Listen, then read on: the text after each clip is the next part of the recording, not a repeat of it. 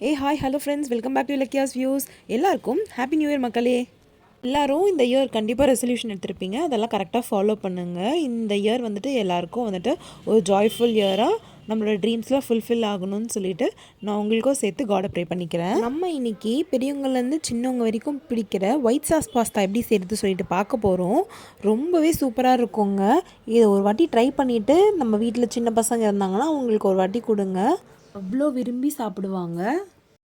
எப்படி செய்கிறது சொல்லிட்டு வீடியோக்குள்ளே போகலாம். இதுக்கு பாத்திரத்தில் ஒரு 4 கப் அளவுக்கு தண்ணி வச்சுட்டு கொஞ்சமாக ராக் சால்ட் இல்லைன்னா நார்மல் சால்ட் கூட போட்டுக்கோங்க. இது கூட 1/2 ஸ்பூன் அளவுக்கு எண்ணெய் ஊற்றிட்டு தண்ணி நல்லா கொதித்து வந்ததுக்கப்புறம் நம்ம வச்சுருக்க பாஸ்தாவை வந்துட்டு இதில் சேர்க்க போகிறோம்.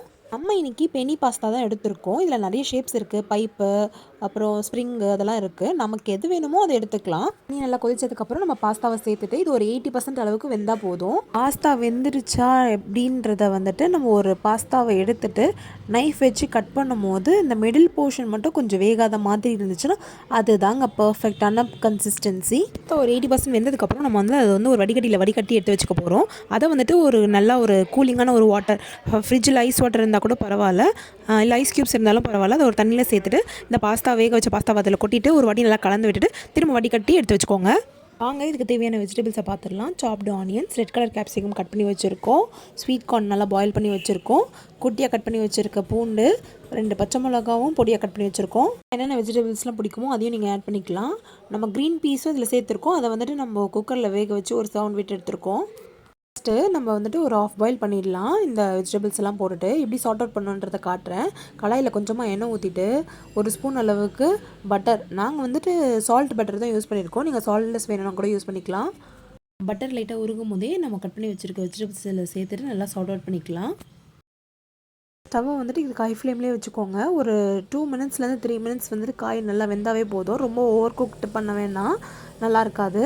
காய் எல்லாமே சேர்த்ததுக்கப்புறம் ஒரு வாட்டி நல்லா மிக்ஸ் பண்ணி விட்டுக்கோங்க. கார்லிக் கொஞ்சம் நிறைய இருந்தால் தாங்க டேஸ்ட் நல்லாயிருக்கும்.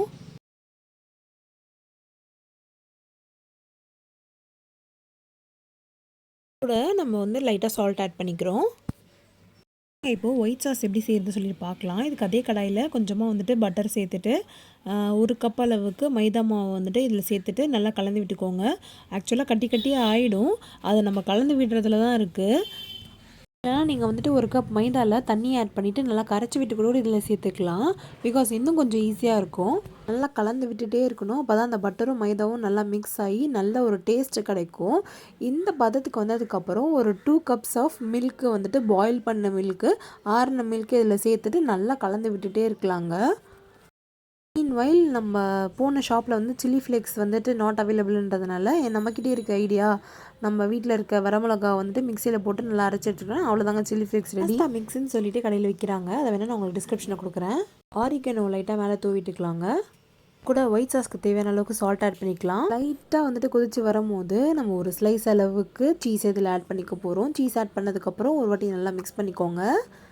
பார்த்திங்கன்னா நல்லா க்ரீமியாக வந்துருச்சு. இது தாங்க பர்ஃபெக்டான கன்சிஸ்டன்சி. இது கூட வந்துட்டு நீங்கள் லைட்டாக பெப்பர் வேணும்னாலும் ஆட் பண்ணிக்கலாம்.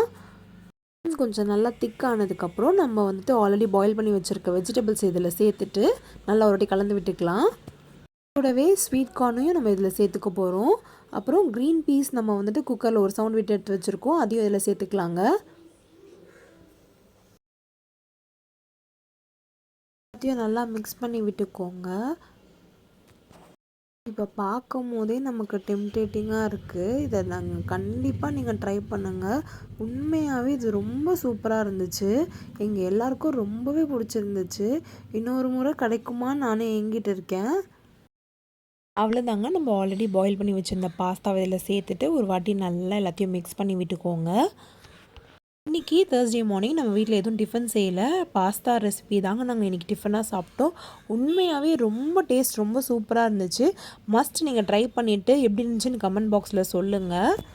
நம்ம சேனல் ரெசல்யூஷன் பார்த்தீங்கன்னா அட்லீஸ்ட் ஒரு நாளைக்கு ஒரு ஷார்ட் இல்லை ஒரு வீடியோ அப்லோட் பண்ணுறது தாங்க நம்ம சேனல் ரெசல்யூஷன். முடிஞ்ச அளவுக்கு நான் அதை ஃபாலோ பண்ண ட்ரை பண்ணுறேன். ஃபைனலாக சீசனிங்காக ஆரிகனோ மேலே தூவிட்டு ஸ்டவ் ஆஃப் பண்ணிடலாங்க. இதை அப்படியே சர்வ் பண்ணிவிடுங்க. மறக்காமல் நம்ம சேனலுக்கு ஒரு லைக்கு, சப்ஸ்கிரைப் பண்ணாதவங்க மறக்காமல் சப்ஸ்கிரைப் பண்ணிவிடுங்க. பக்கத்தில் இருக்க பெல் பட்டனை மறக்காமல் கிளிக் பண்ணிவிடுங்க. அடுத்த வீடியோவில் சந்திக்கிறேன் ஃப்ரெண்ட்ஸ். Until then by.